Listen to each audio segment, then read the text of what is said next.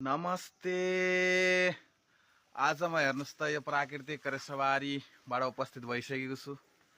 अहिले बर्सातको समयसँगै यो कडिपत्ता पाकेर मजाले गेडाहरू चाहिँ यसरी बिउको लागि अति उत्तम भइरहेको छ। तपाईहरु संसारको जुनसुकै क्षेत्र, शहर, कुना काप्चा गल्ली, साथै द्वीप, साथै समुद्र, जुनसुकै प्रान्तबाट पनि हेर्दै हुनुहुन्छ भने यो सायद तपाईहरुले भान्सामा पड्काउँदै हुनुहुन्छ होला हैन।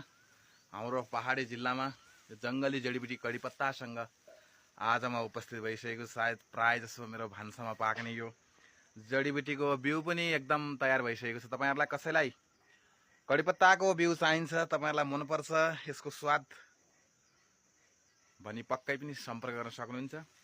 यो सधैँ सदाबार खानुभयो भने तपाईको शरीरमा जति पनि भिटामिन्स, मिनरल्स, प्रोटिन, खनिजको अभाव हुन्छ नि, यसले पक्कै पनि अभाव दिँदैन।